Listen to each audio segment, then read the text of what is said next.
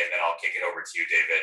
I'll say, but before turning the floor over to Dr. Graham, I'd like to introduce AJC CEO David Harris, and then David, that'll be your cue. David Harris, that will be your cue.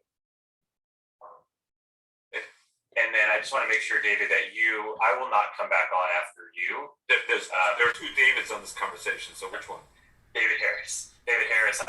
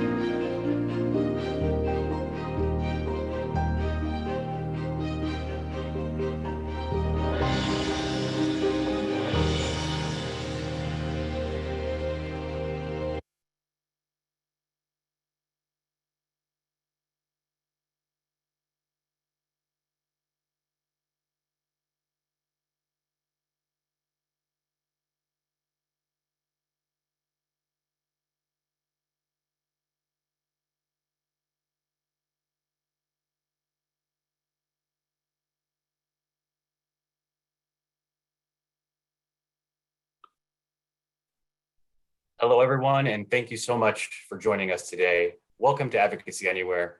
As most of you know by now, Advocacy Anywhere is AJC's digital platform that enables you to engage with AJC's global expertise, content, and advocacy from wherever you are. On May 14th, 1948, exactly 73 years ago today, the Jewish Agency Chairman at the time, David Ben-Gurion, formally declared the independence of the State of Israel. Only 11 minutes later, US President Harry S. Truman made one of the most momentous decisions of his presidency by recognizing the new Jewish state. Joining us today is our good friend, Dr. Kirk Graham, director of the Harry S. Truman Library and Museum, for an exclusive tour of the newly renovated museum, including a sneak peek of an exhibit on the founding of the State of Israel.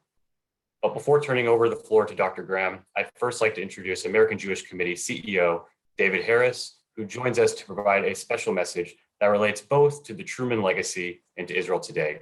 David. Thank you, Daniel, and hello to everyone on this call. When we first scheduled this call, of course, we didn't know what would be happening in Israel as we meet. And so, to be very honest, we wondered internally at AJC, should we go ahead with this call at this time or not? And the answer was, we should. We are extraordinarily mindful as we meet of what is happening in Israel. AJC has been among the most vocal and steadfast supporters of the State of Israel, and never more so than now, as some in the world struggle to distinguish between moral clarity and moral fog, have difficulty understanding the difference between an arsonist, Hamas, and the firefighter, Israel, a tyranny, Hamas, and a democracy, Israel, an aggressor, Hamas, and a victim, Israel. So as we meet, our thoughts, our sentiments are with the State of Israel. We hope and pray that peace will soon return. We mourn the casualties, and especially the children, but we also understand that this is a defining moment for Israel and all of its friends and supporters around the world, including us at American Jewish Committee, stand shoulder to shoulder, arm in arm with the people of Israel. And that brings us to today's event. Why did we decide to go forward? For two main reasons. As Daniel Silver said a moment ago, because this is a significant anniversary, and we wouldn't even be talking about Israel today, but for May 14th, 1948, exactly 73 years ago. And we want to pay tribute to this anniversary and the rebirth of the State of Israel and its extraordinary journey from then until now. There's also a second reason. For those who know me a bit, you've heard me say 1,000 times, I'm a strict nonpartisan, and I am. But that doesn't mean I don't have favorite presidents. And among my most favorite presidents in American history is Harry S. Truman. I've been a fan of Truman for my adult life for many reasons. Among them, his courage and principle in rejecting the advice of many in his own administration by recognizing Israel 11 minutes after its establishment. I also feel that in today's world, where real, courageous, principled leadership on the political level is rare, too rare, in our tumultuous world, we can all learn from the example of Harry S. Truman. Republicans and Democrats, liberals and conservatives, here was an extraordinary leader who in many ways was unprepared for the job, had never gone to college, much less to law school or a PhD program, and yet who rose to the occasion in a remarkable way, and whose years from 1945 to 1953 really defined what we now call the post-war international order in so many ways. So the lesson of Truman is not just a historical lesson. I believe it's a contemporary lesson for political leadership.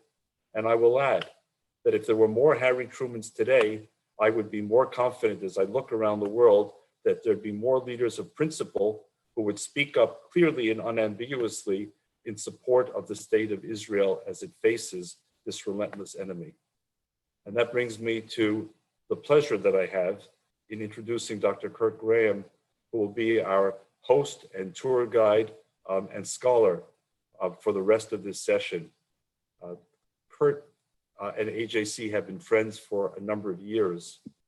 In 2018, he and his wife came with us to Israel, where we had the Global Forum, and he spoke from the stage about Truman and the Israel legacy. He was so brilliant, he was so popular, that we invited him back in 2019 to come to our Washington stage, where he spoke about Truman and the civil rights struggle. Now we bring Kirk Graham to our virtual stage as our dear friend and our guide and scholar for the rest of this session. Kirk, the floor is yours. Well, thank you, David. What a thrill to be with you and to have those kind words and just to, I just want to offer an amen to what you've said about Harry Truman, both his legacy, his example. I'm fond of saying that Harry Truman was a man who faced a lot of decisions, but he didn't just make a lot of decisions, he was decisive. And I think there's a difference. I mean, I think there was real leadership there because he did the right thing for the right reason. And I think he always returned to some sort of moral center. And I wanted to just talk a little bit about that as we get going before we get into the actual tour that we've taped for you and very excited to share with you. This notion of standing that David mentioned, of standing shoulder to shoulder with Israel, arm in arm. David is not the first American to think in those terms. Obviously, Harry Truman said famously in a quote that we have used liberally in our new gallery dedicated to the recognition of Israel, that I believed in Israel before its founding. I believed in Israel before it existed as it does today.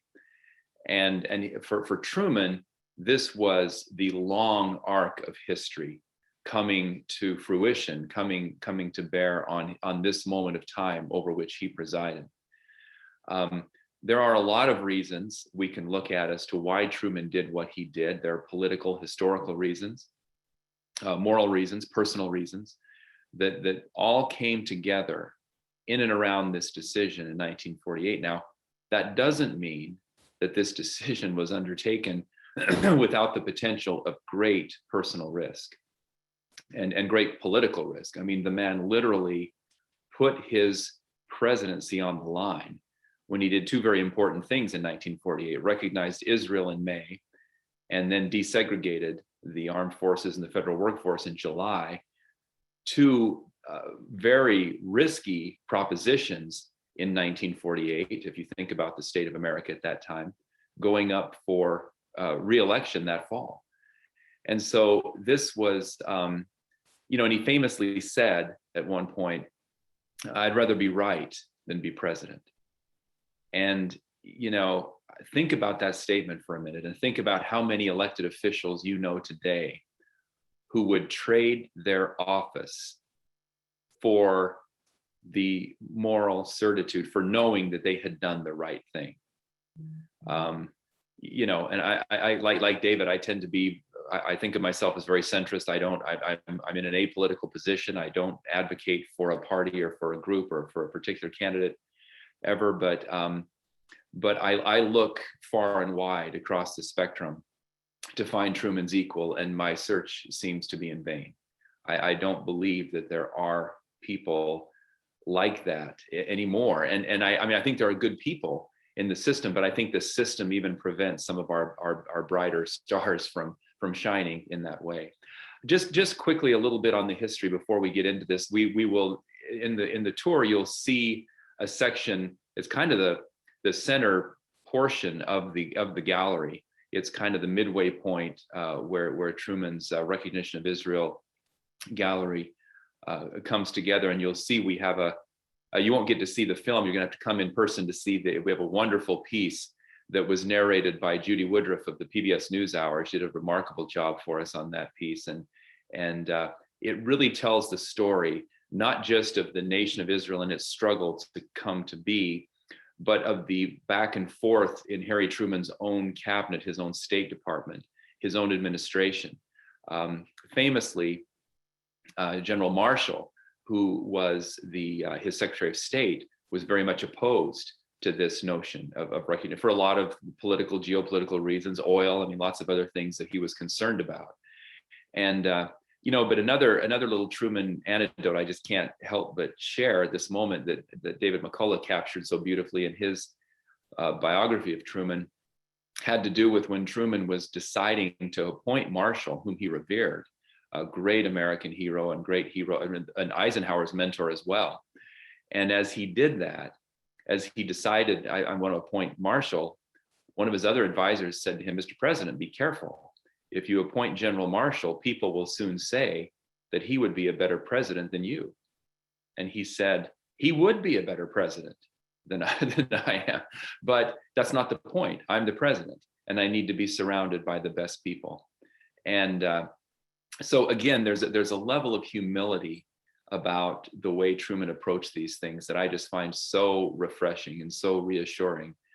And like David, I wish I could go back and vote for Harry Truman and bring him back into leadership. The story, just in a nutshell, is, I mean, it unfolds long before 1948. I mean, you can think of this in biblical terms and go back to ancient peoples and ancient lands and promises and inheritances and those kinds of things. And certainly Truman was a student of all of that. Truman, as David mentioned, was not a professor. He didn't have a PhD or a law degree, didn't even get to go to college, but he was as well read as any professor of the day. And he was not only a student of history, he was a student of the Bible, not a theologian, not a particularly, he was a thoughtful, I suppose, spiritual man at a certain level, not in terms of a church-going, sort of tithe-paying,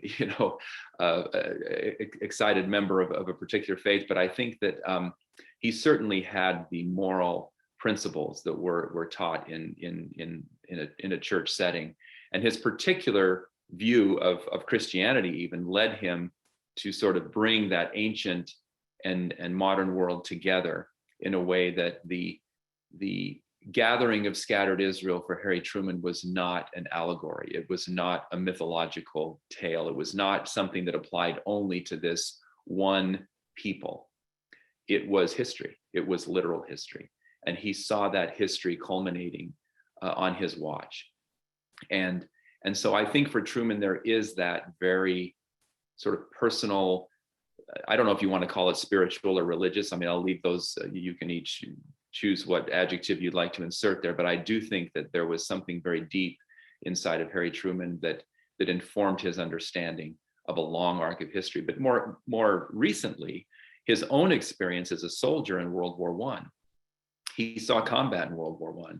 And in doing so, he came back from that war a changed man, and things like the Balfour Declaration, his relationship with Eddie Jacobson, that ended up helping him get, a meeting with Chaim Weizmann and other kinds of things that played into this 1948 decision. There's a lot that goes into this in Harry Truman's life, and I think that. When I think about that, Daniel reminded me of a line that I used when I was with you all in Israel. That as we were thinking about this exhibit and retelling this story, and it became very clear to us that we think there's no better place in North America, in the United States, to tell the story of the founding of Israel than the Truman Library. And we've taken that very seriously. We have a Jewish community here in Kansas City that's been very generous, very supportive of this effort. And I think we are telling a very important, very clear-eyed, balanced history of this event and of Truman's role in it. But when the fate of an entire people was at stake, Harry Truman recognized their plight, but he recognized more than that. He recognized them. These were people who had been through something that had, cataclysmic, catastrophic. I mean, there's no way to describe what World War II meant to the world and what those lessons meant to Harry Truman. So extending recognition, I think, was very important to Truman. It was a solution based not just simply on diplomacy or political expediency. It was something born of his own innate humanity. And as I mentioned to you a couple of years ago, 3 years ago it was, that we were together in Israel, the tables have now turned. And it is Harry Truman who needs to be recognized for all that he did and all that he brought to the highest office in the land, not just for the people of Israel or the Jewish people of America, but for the world. The lines on the map are literally different because this farmer from Missouri ascended to the highest office in the land. So I believe that we have come to that point where we have recognized Truman appropriately and properly and have brought his legacy into the 21st century for a 21st century audience. And I'm very eager to be able to welcome any and all of you to the exhibit virtually today. I hope in the coming months and years in person for some live tours and live events. I think you'll find there's nothing like this in the presidential library system. We've thought about every level of educational outreach opportunity, every learning style, every age group. And so with that, I think I want to invite you into the Truman Library for the next few minutes to enjoy a sneak peek for this group, a behind the scenes tour of what I think is one of the great installations dealing with presidential history to date. Good afternoon. Welcome to the Harry S. Truman Presidential Library and Museum in Independence, Missouri. We're here just on the edge of Kansas City and look forward to being able to welcome you all here in person at some point. I'm Kirk Graham, the director here, and it's a great pleasure for me to be able to speak to an AJC audience. I was first introduced to the AJC audience in Jerusalem in 2018 when I spoke to that group about Harry Truman's legacy and mentioned that we were doing a major renovation here at the Truman Library. I suggested that that would be done by April 12th of 2020, which was, of course, the 75th anniversary of Truman becoming president. Well, I didn't necessarily know about COVID at that time and didn't know all that we would be up against. So here we are, a year later, but just about ready to open the doors as soon as the COVID conditions allow. We'll have people in and very much look forward to that. But for now, you're going to get a sneak peek behind the scenes to know what it is that the public is going to be seeing here, hopefully, in just the coming weeks. So behind me is the new entrance to the museum. It is a brand new facade that is on what used to be the backside of the museum. It is now the main entrance, has the presidential seal in it. And as you walk into this museum, I think one of the things you're going to notice is that there's, first of all, there's a lot of construction in there, so it still looks like this is behind the scenes for sure. But there's something very elevating about this experience, about coming into this new entrance in this grand view lobby, as we call it, in honor of Harry's Grand View farm. But it is designed to give someone the impression that something important is about to happen, and something is. It is a tremendous tribute to our 33rd president and something becoming of his incredible legacy. And I want to share some of those highlights with you, so come on in, and by the way, don't forget to wear your mask. We're going indoors. Welcome indoors. Here we are in what we call Grand View Hall, the new addition to the Truman Library. And this is a beautiful space. You can see it's also the staging for all the construction that's still going on. So it doesn't look as grand and elegant as it will. But it's a lovely space. When you walk in, there's a beautiful donor wall here on some granite. There'll be a statue of Harry Truman with a nice quote. Here it's a very popular photo opportunity. But what I love about what the designers did here is they've opened up a vista all the way into our courtyard. You can see the flag, which sadly is flying now at half staff.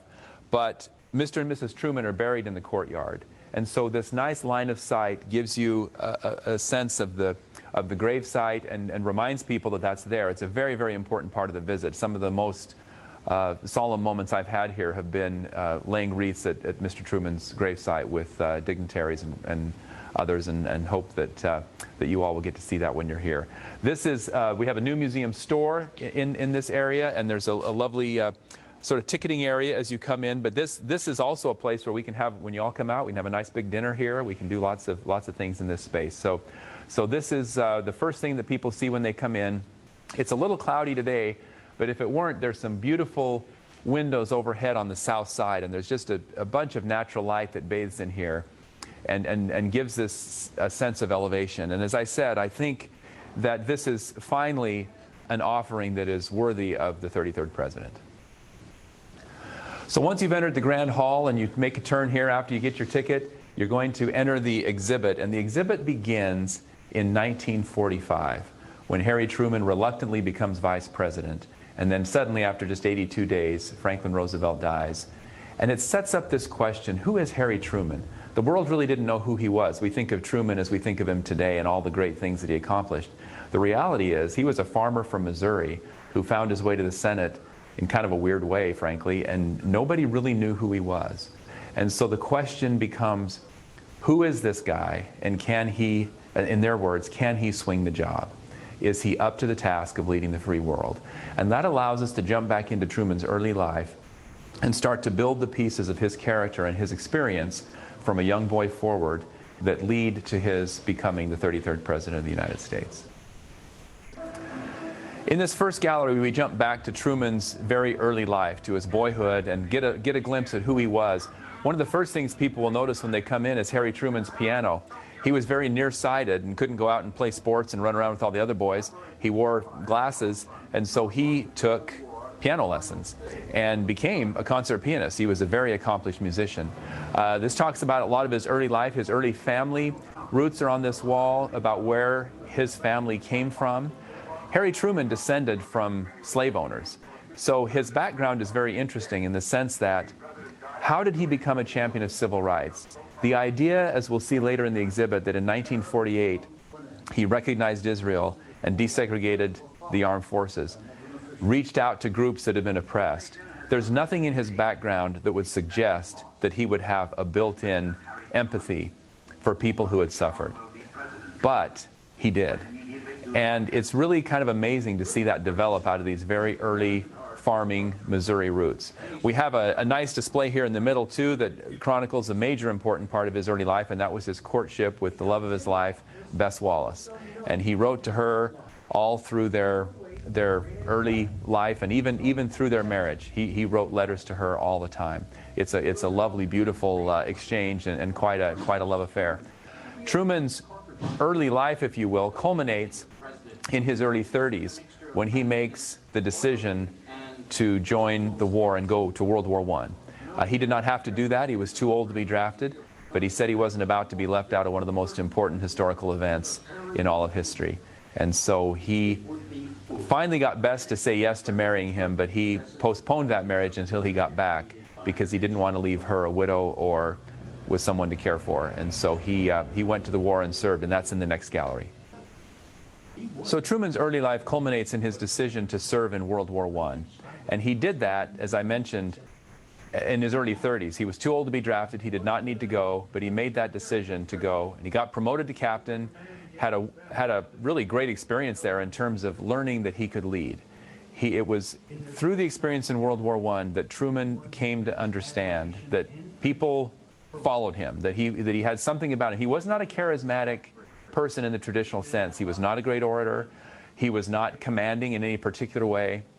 But for some reason, something about his personality, the men respected him, and they followed him. And they followed him for the rest of his career. They were instrumental in helping him even in some of his later elections.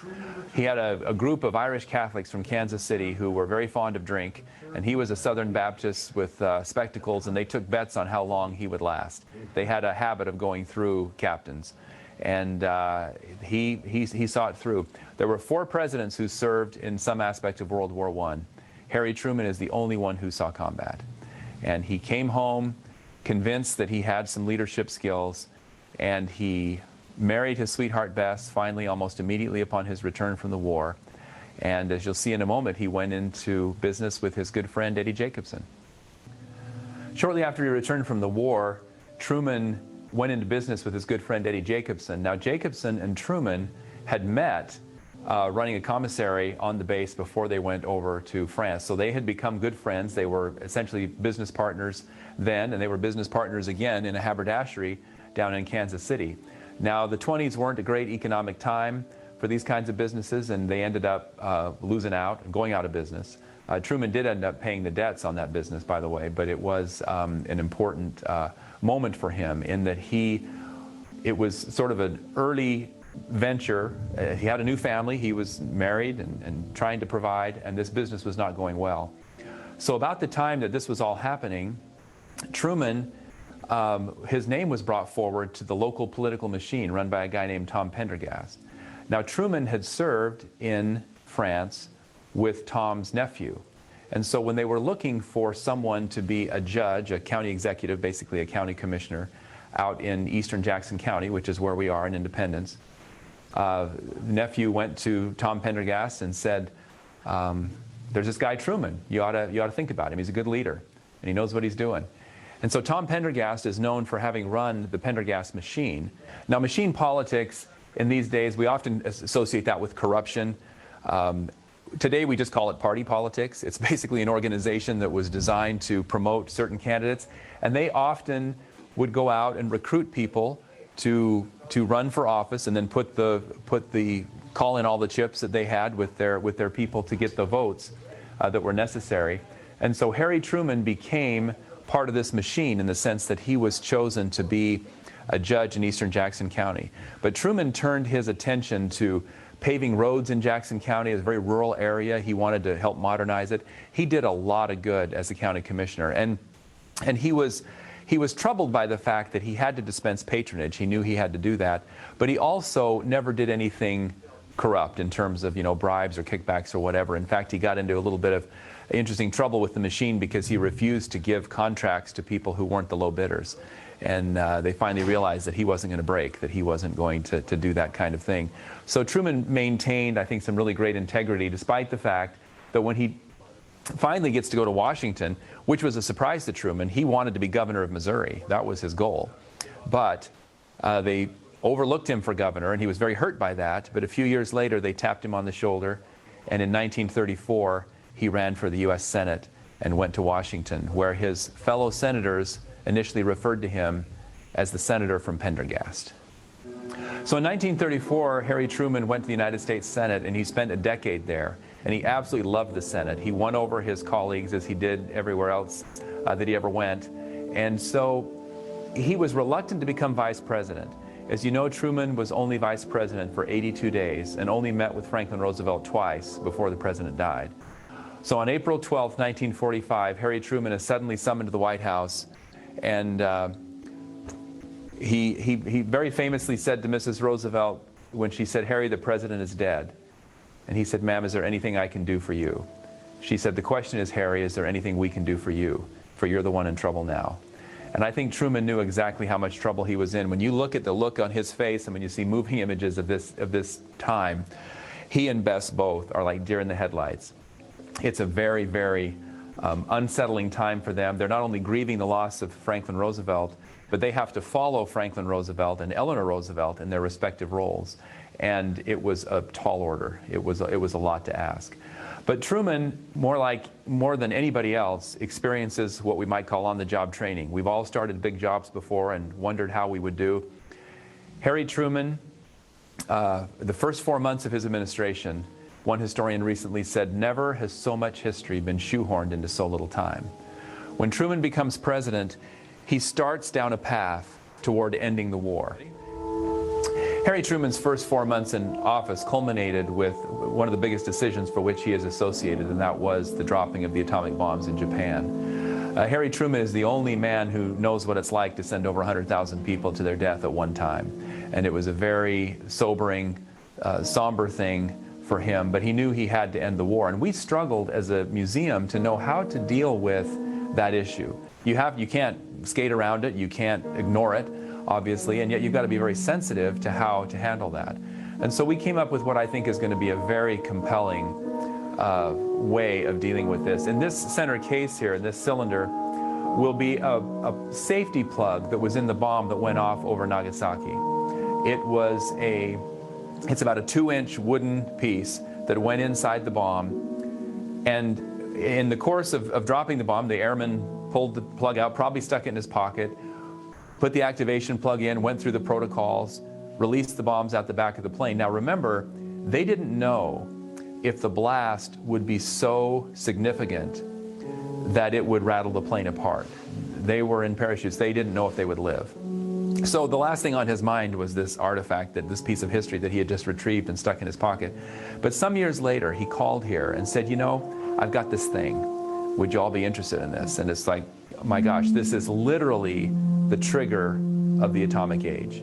You cannot get closer to the atomic era than this plug. It has the fingerprints of a U.S. airman on it. It is the trigger of the age. But juxtaposed with this, in the case behind, we have a little paper crane that was folded by Sadako Sasaki, who was a little girl 2 years old at the time of the bombings, and her brother Masahiro was 4. And Masahiro is a good friend of our honorary board chairman, Clifton Truman Daniel, who is the president's oldest grandson. And when I first got here about 5 years ago, Masahiro came and presented us with one of the last paper cranes that Sadako folded. And it has become, as you know, a symbol of peace around the world. And so here we have the trigger of the atomic age paired with the symbol of peace that grew out of this horrific event as a way of dealing with, you know, the reality and the hope and the peace that came with it. Sadako was told, or there was a Japanese tradition that said, if you fold 1,000 paper cranes, you'll have a wish granted. Now, one would assume that her wish was for life and health. And she was 12 years old when she died, 10 years after the blast. She died of radiation-induced leukemia. So she lived. She wasn't killed by the bombs immediately, but she did die from the effects of that. But if you think of her wish as being for peace and prosperity, I think we can say that perhaps those 1,000 paper cranes didn't go to waste. I think that with the Truman era, Churchill, others launched a period of peace and prosperity unlike any other in human history. So the real story for me about Harry Truman is not that he ended the war. This is just 4 months into his presidency. The real question is how he put the world back together. And that, to me, is the heart of Truman's legacy. And that happens in this next room with this fractured globe. One of the most difficult things that Truman faced was the world that had been literally torn apart by World War II, the single most cataclysmic event in the history of humanity. So many people dead, so much infrastructure destroyed, the way food is delivered, the way waste is taken away, the way power is, and water and everything is taken to people is utterly destroyed in some countries. So rebuilding the world becomes priority number one. Also, he has all kinds of domestic challenges, like rebuilding and retooling the economy, going from tanks and planes and guns to other kinds, you know, to refrigerators and automobiles and the kinds of things that a domestic economy needs. So there are strikes, there are labor shortages, there are housing shortages. All of this hits Truman at the same time. So this globe plays all of the problems going on all over the world on the outside of it. And then Truman's response to those problems are what the perimeter of this room is all about. We have the Nuremberg trials. We have the Truman Doctrine. We have the Berlin Airlift. We have the Marshall Plan. We have ultimately the founding of NATO. All of these things that Truman did to respond to a world in crisis and put the world back together. And it's because of this, what he did, that people look at him as having accomplished so much in terms of peace and prosperity for the world. This was an unparalleled time, unprecedented by any standard of any time in human history. And Harry Truman is the man with his hands on the reins to help piece this world back together.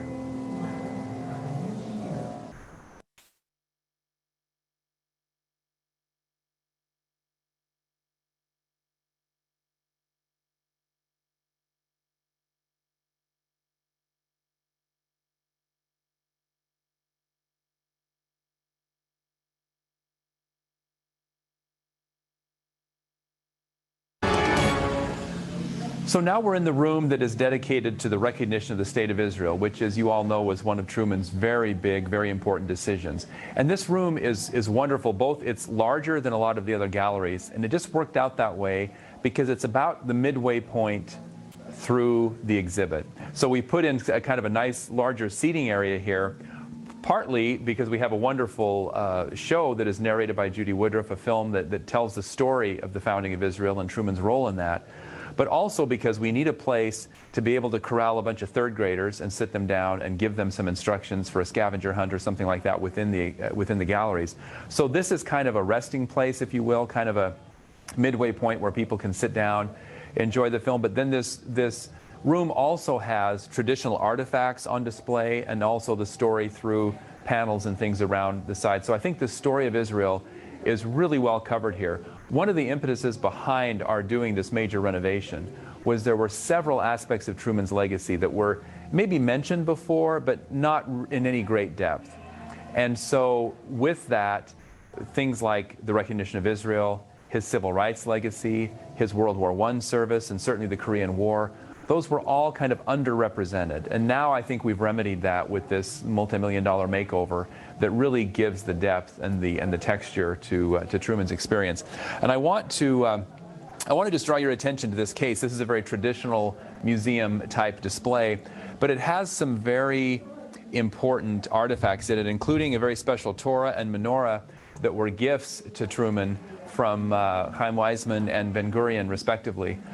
He knew these leaders. I mean, they were friends of his. I wanted to just take a second and tell you about this Torah. This is maybe one of my favorite artifacts in the museum for the simple reason that there's a very personal story connected to it.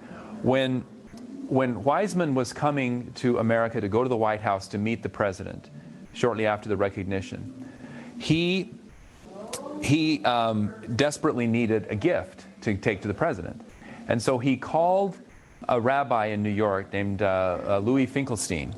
And he was the head of the seminary there. And he had a collection, had a museum that he ran as part of the theological seminary there. And he said, "Can you give me something?" Weizmann's people said, "Can you give us something to give to the president?"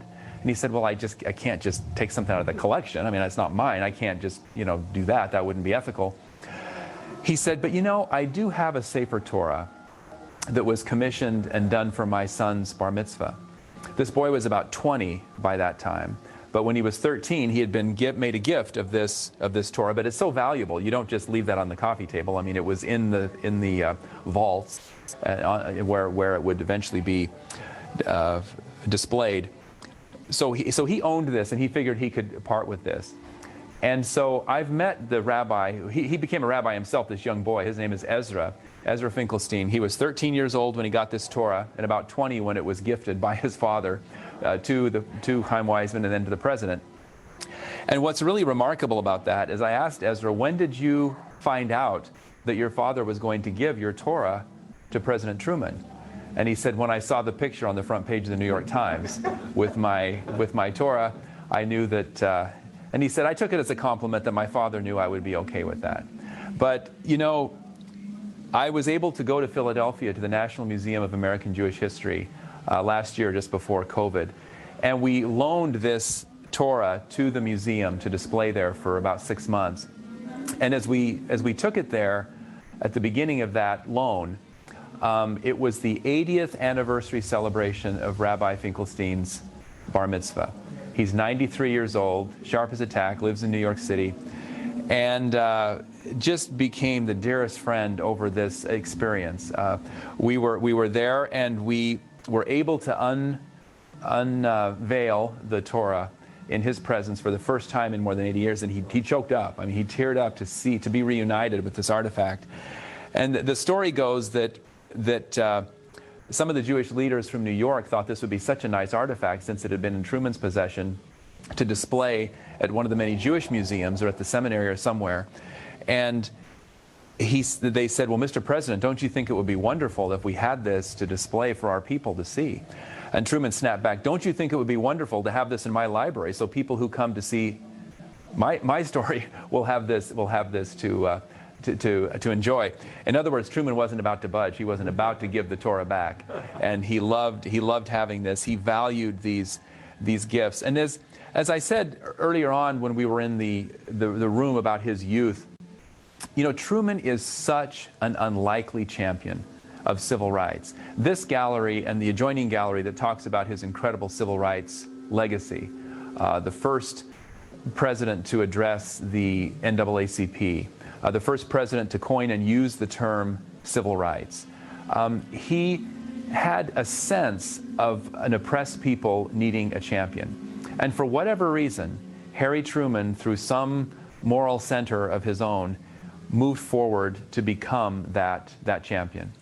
And, as much as he did for people, it's really amazing to me on the subject, now shifting a little bit about civil rights, on the subject of civil rights, later in his life, they were doing an oral history interview with him, and he started reflecting on the status of African Americans in our country. And he said, you know, it wasn't until I went to the war that I realized how badly people were being treated.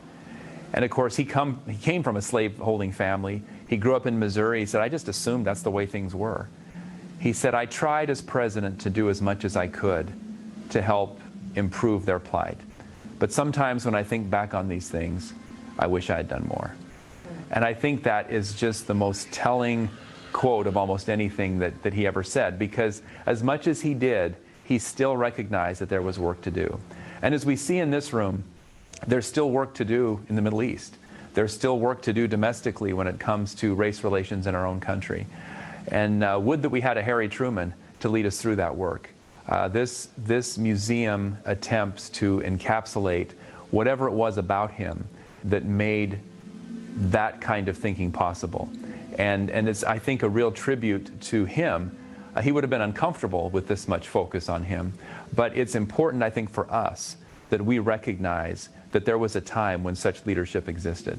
And it wasn't liberal or conservative or Republican or Democrat. It was just American leadership that was on display both within our country and around the world. And to that, I think we owe Truman a great debt, and I hope that you and he will be proud of this offering. Finally, election day arrived, and the polls there but even the weather seems to be against President Truman as he goes to vote in independent Missouri. You know, the interesting thing to know about the election of 1948, it's one of the great electoral moments in our national history, but it happens on the heels of the recognition of Israel and the desegregation of the armed forces and the federal workforce. Truman recognizes Israel in May, desegregates the government and the armed forces in July, and then has to run for election in the fall. Now, there are people who will say at the time and since that, well, Truman was pandering for Jewish votes and for African American votes. I always like to remind people this is 1948 and that this was not exactly the heyday of equality in American society, that Truman alienated a lot more people than he drew to him with both of these decisions. And particularly, the racial question divided his own party. And Strom Thurmond and the Dixiecrats, what we call the racist wing of the Democratic Party in the South, split from Truman and really strongly jeopardized his ability to win that election. We have here a little train exhibit, the back of a train. As you know, he crisscrossed the country a couple of different times over just a matter of weeks, over a couple of month period. And people stopped taking polls. They just figured, poor Harry, he's done for. And he comes back and he wins this. He predicted what the Electoral College would do, and he didn't miss it by very far. He knew what it would be. And it's just one of those great moments where he saw something that nobody else saw. And as far as the risks that he took, another insight into his character. Somebody told him that it was going to be a difficult road making some of these decisions. And he said, I would rather be right than be president. And it's hard for us to imagine someone today feeling that strongly about those kinds of things. But again, I've often said that Harry Truman not only made what he thought were the right decisions, but he did so for the right reasons. If it cost him politically, he made a lot of decisions that could have cost him politically. And I'm certainly not suggesting he got everything right all the time. But I think when it came to the big moments, the big decisions that have really set up and handed off the world that you and I have inherited, I think that Harry Truman was on the right side of history and on the right side of decency. And I think that's why we remember him as we do today. So once Truman wins re-election, or wins election in his own right, this is the first time that he actually stood for election by himself in 1948. So he was no longer the sidekick that happened to be there when the president died. He was actually the president that the people wanted, and he can now pursue his own agenda. And so he introduces the fair deal.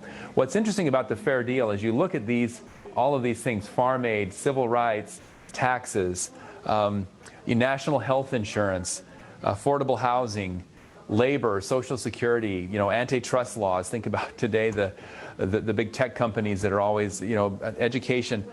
It's amazing to think about how little has changed since Truman was president. And when you judge this by how much he was able to get passed as far as legislation, you might say this was a little bit of a failure. This really wasn't a very great program. But when you look at all that has happened subsequently, and I'll give you one quick example. Lyndon Johnson, on Christmas Day 1968, called Harry and Bess Truman at home Johnson was just about to leave office. And he called them to wish them a Merry Christmas, and he was talking to Bess Truman, and he said, "You know, Bess, my staff gave me a plaque of all the major accomplishments, legislative accomplishments of my administration." He said, "I was looking at that the other night, and I went down through it, and I recognized that about half of those things started with Harry." And he so gave Truman credit. I mean, you have to look at Truman proposed national health insurance. Well, he didn't get it, but Lyndon Johnson came here to this library and in our auditorium on that stage, signed the Medicare-Medicaid Act in 1965, and gave the first and second Medicare cards to Harry and Bess. Card number 1 and card number 2. And so, and you carry that forward to healthcare. I mean, all of these things come forward, and they can all trace back to ideas and things that Truman put forward. So you would think after he wins election, he's got his own legislative agenda coming forward. Things seem to be on the up and up, and you would think that everything would be. But we run into a problem in the second term that is going to be difficult for Truman for the rest of his time in office. Everything was going great for Truman after the election of 1948, but he soon ran into another kind of problem. One of the issues, this is a little bit before McCarthy gets on the scene, but there's an issue about loyalty in the government. Do we have communist people in the State Department, that kind of thing? So Truman has to come up with these loyalty oaths to try and ferret out communists and others who are maybe going to be spies or work against the purposes of the United States.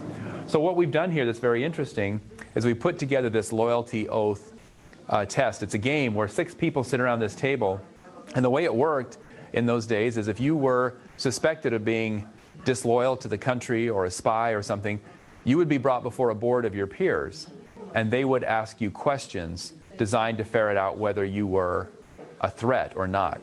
And we have not made these questions up. All the questions that you see in this game come from actual questionnaires of the time. And these questions are things like, how do you feel about interracial marriage? How do you feel about homosexuality? Do you know any homosexuals? What church do you go to and how often? These are the kinds of questions that were designed to determine whether someone was a good, loyal citizen or not. Now, we recognize those questions as being not only offensive, but would be illegal today. But nevertheless, in the late 1940s and early 50s, that's where Americans were in terms of trying to ferret out who was to be trusted and who was not to be trusted.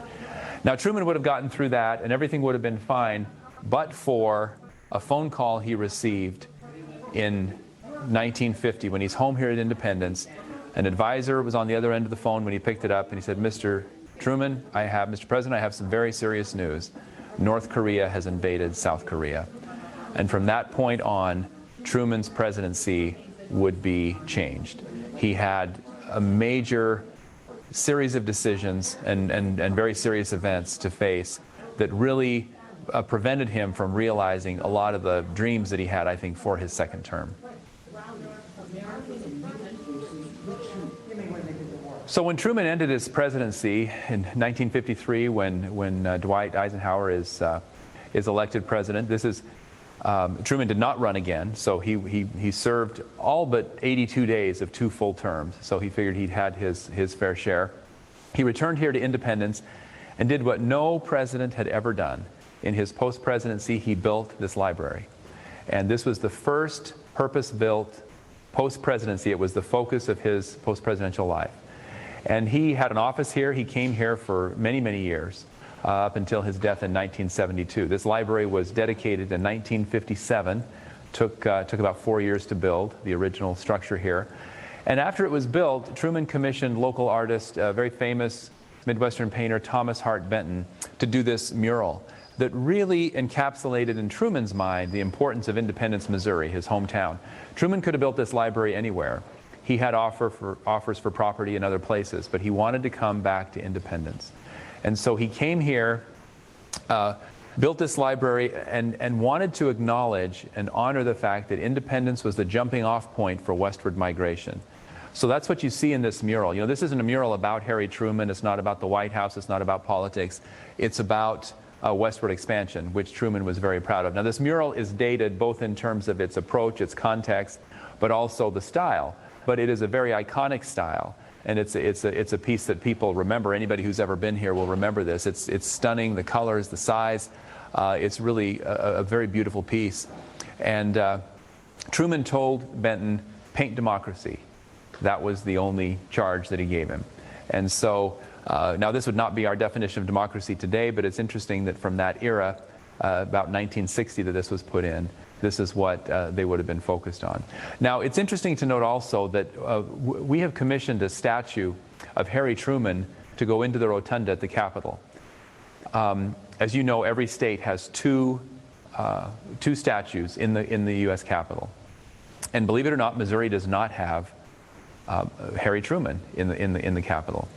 There is a senator from the 19th century, a forebearer of Thomas Hart Benton, also named Thomas Hart Benton, whose statue is coming out of the Capitol in order to make room for Harry Truman's statue to go back in. So there's kind of a poetry here, the way that all kind of runs together. Behind me, you'll see an open door. That is to the replica Oval Office that we have here. It's still being renovated, being put back together. But when you come here on your visit, we hope that you'll enjoy seeing a replica Oval Office where Harry Truman made so many of these important decisions. Truman is known as a man who made so many important decisions. And I think when he gets back here to independence, he can finally kind of relax and reflect on what it is that he has done. And I would challenge anyone to come up with an 8-year period that saw as many monumental decisions as those that Harry Truman faced. He was someone who not only made a lot of decisions, but more importantly, he was decisive. And I think that that's what separates him from a lot of other leaders at the time. We're going to head out and just go to the Legacy Gallery here and look at a couple of last things on the way as we wind up the tour.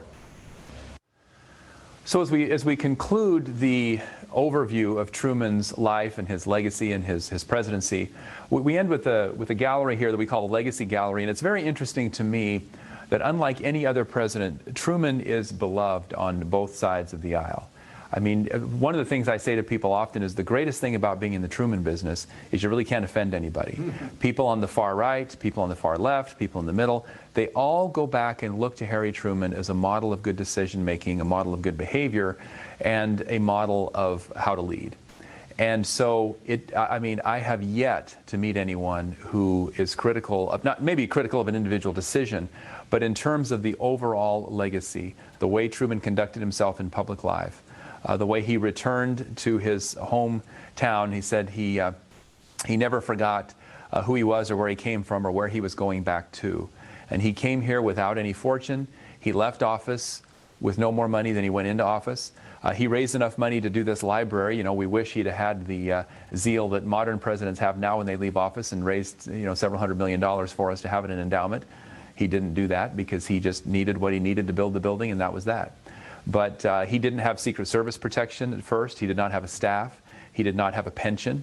All of that stuff came later. And a lot of it happened, the Secret Service and whatnot happened after the Kennedy assassination at Johnson's insistence that he wanted Harry and Bess protected. They didn't necessarily want that for themselves, but they acquiesced to Johnson's insistence. So it's amazing, I think, to think of a legacy. I don't think you could find another single figure, maybe Abraham Lincoln, maybe Washington, to whom so many American leaders would look to as a touchstone. Certainly no one in the modern era, I think, comes close to what Truman was.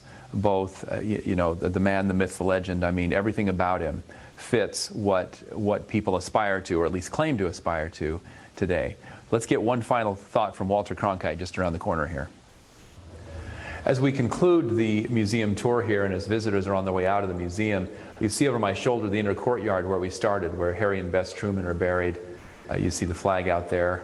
Today it's at half-staff, but there's an eternal flame here just behind me that goes all the time. But on the way out here, there's a very interesting little video piece that we won't be able to show you right now, but it's the 1972 internment coverage from CBS News of Harry Truman's funeral and burial. And Walter Cronkite was narrating that coverage, and it was very telling toward the end of that. He said that Truman was someone who was unlike anybody who had ever held the office before. And he said he was just in such an interesting transitional time. And he said, because he was a man uniquely of his time, we will never see his like again. And in this sense, I think Cronkite is right. I think we will never see a non-college educated president again. We will never see anybody just kind of from the bootstraps, from the countryside come up and, be a farmer, a failed businessman, and go off to war and come back and find themselves in politics and somehow work their way up to the presidency. That's just not how the recruitment and the running for that office works anymore. But I do hope that in this sense that Cronkite was wrong. I do hope that we will find in all of our parties and among all of our people who had the kind of moral core, the kind of certainty that Harry Truman had about doing the right thing at the right time and for the right reasons. I do hope that we will find people of that sound judgment and that ability to make decisions in the public good, to not so much pursue his own interests, but to pursue the interests of the commonwealth, of the common good.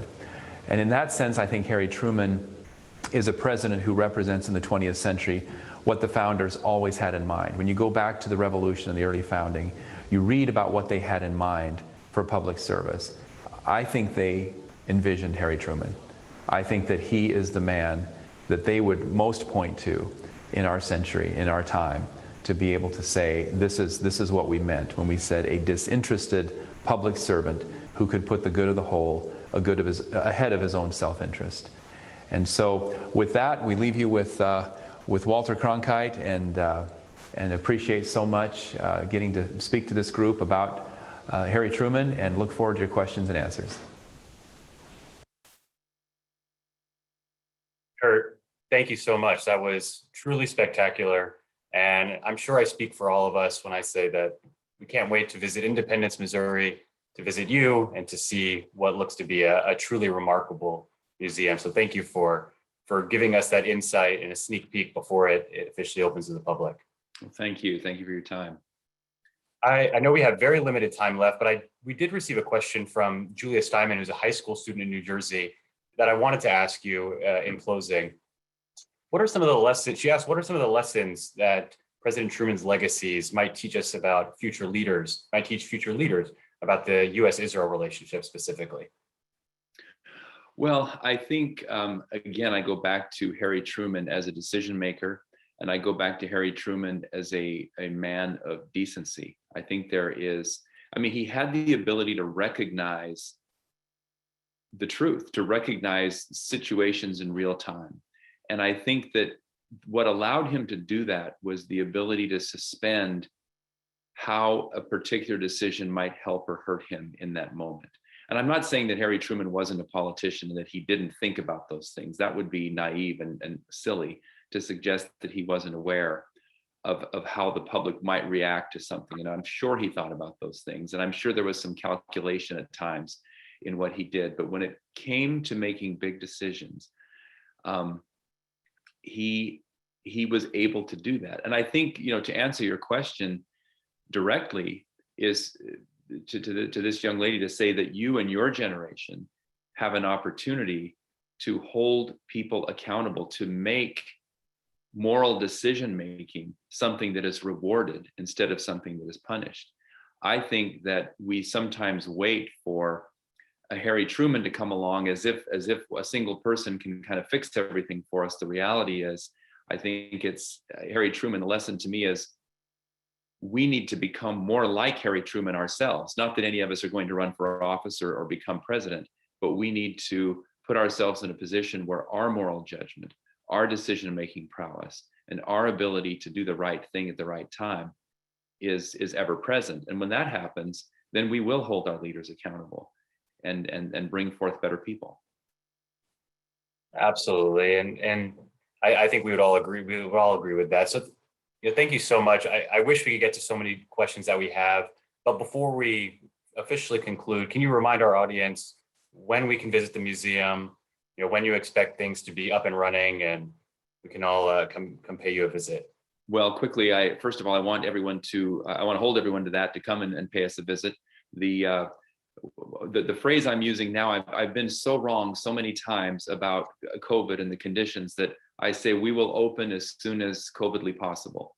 And so as soon as the conditions are such that we can get the green light from our agency, and I see some of those even today, some of these requirements lifting, I'm very hopeful that within the next few weeks, we'll at least have a soft opening.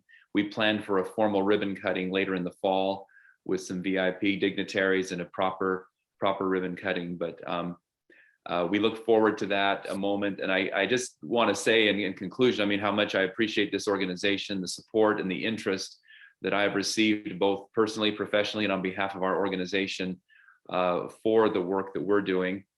Certainly want to reciprocate and say how much I respect and appreciate not just your leader, David Harris, but everything that this organization represents to the country and to the world. Doing this exhibit dedicated to Harry Truman certainly has been the professional honor of my life. And I am very pleased with the results. I don't think I've oversold it. I don't think I can overstate it. I think it is truly something becoming our 33rd president and something that he deserves. And if you enjoyed the tour, I promise you, you will enjoy being in that space and visiting the facility and the gravesite and the other very many special moments in the gallery that we didn't have time to get to. There are layers and layers of information and insight there, and I hope that you will avail yourself of that opportunity in the very near future. Thank you so much, Kurt. I can only hope that our next conversation, discussion, program can be together in person, either in Independence or in one of our 24 offices around the United States, or better yet, back in Jerusalem. But thank you again so much for joining us, and thank you to our entire audience for being with us today. And for those of you who wish to stay up to date on the current crisis in Israel and to learn more about how you can help and get involved, please visit us on Twitter or on Facebook by searching AJC Global or going to ajc.org. Kurt, thank you again, and thank you to everybody. Have a wonderful weekend.